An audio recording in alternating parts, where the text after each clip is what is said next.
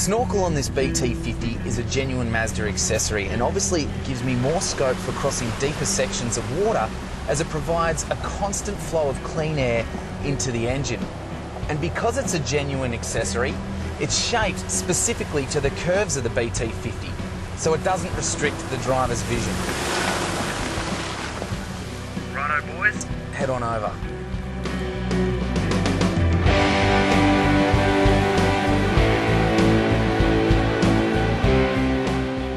But even without the snorkel, the BT-50 has an impressive 800mm wading depth.